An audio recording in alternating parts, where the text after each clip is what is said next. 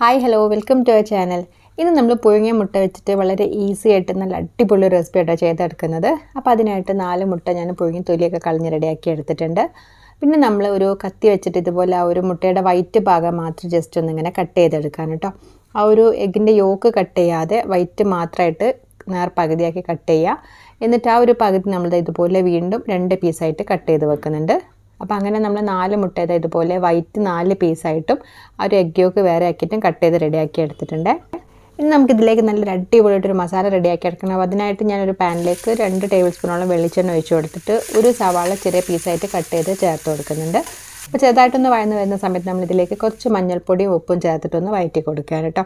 അപ്പോൾ ഏകദേശം ഒന്ന് വഴന്ന് വന്നാൽ നമ്മളിതിലേക്ക് 2 ടീസ്പൂണോളം മുളക് പൊടി, 1 ടീസ്പൂൺ ക്യുമിൻ സീഡ് ചെറിയ ജീരകമില്ലേ അത്, പിന്നെ 1/2 ടീസ്പൂണോളം ഇഞ്ചി വെളുത്തുള്ളിയും കൂടെ പേസ്റ്റ് ഇത്രയും ചേർത്ത് കൊടുത്ത് നന്നായിട്ട് ആ ഒരു പൊടിയുടെ പച്ചമണം മാറുന്ന വരെ ഒന്ന് വഴറ്റി കൊടുക്കുകയാണ്.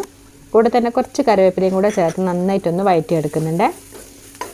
ഇപ്പം നമ്മൾ ആ ഒരു മസാലയൊക്കെ ഒന്ന് റെഡിയായി വന്നിട്ടുണ്ട്. ഇനിയും നമ്മളിതിലേക്ക് നേരത്തെ കട്ട് ചെയ്ത് വെച്ചിട്ടുണ്ടായിരുന്ന എഗ്ഗിൻ്റെ ആ ഒരു വൈറ്റ് മാത്രമല്ലേ, അപ്പോൾ അത് കംപ്ലീറ്റ് ആയിട്ട് നമ്മളിതിലേക്ക് ചേർത്ത് കൊടുക്കുന്നുണ്ട്.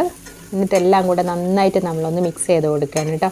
അപ്പോൾ ഫ്ലെയിം ഒന്ന് കുറച്ച് വെച്ചിട്ട് ആ ഒരു മസാല ആ ഒരു എഗ് വൈറ്റിലേക്ക് നന്നായിട്ട് മിക്സ് ആവുന്ന വരെ റെഡിയാക്കി എടുക്കുക.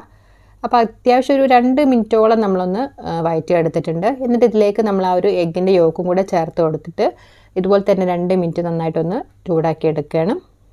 ഇപ്പം നമ്മളെ മസാല റെഡി ആയിട്ടുണ്ട് കേട്ടോ. ഇനി ഇതിലേക്ക് നമ്മൾ കുറച്ച് ഗരം മസാല, അതുപോലെ തന്നെ കുറച്ചൊരു 1/4 ടീസ്പൂണോളം കുരുമുളക് പൊടിയും കൂടെ ചേർത്ത് കൊടുക്കുക. എന്നിട്ട് നന്നായിട്ട് മിക്സ് ചെയ്തിട്ട് അതുപോലെ തന്നെ കുറച്ച് പൊടിയാക്കി അരിഞ്ഞിട്ടുള്ള മല്ലിയിലയും കൂടെ ചേർത്തൊന്ന് മിക്സ് ആക്കി എടുത്താൽ നമ്മൾ ഈ കിടിലനായിട്ടുള്ള ഒരു മുട്ടയുടെ മസാല ഇവിടെ റെഡി ആയിട്ടുണ്ട്. അപ്പോൾ നമ്മളെ കിടിലനായിട്ടുള്ള എഗ് മസാല കുട്ടികൾക്കൊക്കെ എന്തായാലും ഇഷ്ടപ്പെടും. ഇതൊരു സ്നാക്കായിട്ടും കഴിക്കാം, അല്ലാതെ നിങ്ങൾക്ക് ചപ്പാത്തിയുടെ ബ്രെഡിൻ്റെ പൊറാട്ടയുടെ ഒക്കെ കൂടെ കഴിക്കാൻ പറ്റുകയും ചെയ്യുന്ന അടിപൊളിയായിട്ട് റെസിപ്പിയാണ്. നമ്മൾ മുട്ട ഇങ്ങനെ വരക്കിട്ട് പൊരിക്കാറുണ്ട്. അപ്പോൾ ആ സമയത്ത് എഗ് യോക്കിന് അത്ര ഒരു ടേസ്റ്റ് ഉണ്ടാവില്ല, ആ ഒരു പുറത്ത് മാത്രമല്ലേ മസാല ഉണ്ടാവുള്ളൂ. ഇത് ആ എഗ് യോക്കിന് ഭയങ്കര ഒരു ടേസ്റ്റ് തന്നെയാണ്. അപ്പോൾ എല്ലാവരും ഇതുപോലെ ഒന്ന് ട്രൈ ചെയ്ത് നോക്കിയിട്ട് ഫീഡ്ബാക്സ് ഒക്കെ അറിയിക്കുക. വീഡിയോ ഇഷ്ടമാണെങ്കിൽ ചാനലൊന്ന് സബ്സ്ക്രൈബ് ചെയ്തിട്ട് സപ്പോർട്ട് ചെയ്യുകയും ചെയ്യണേ.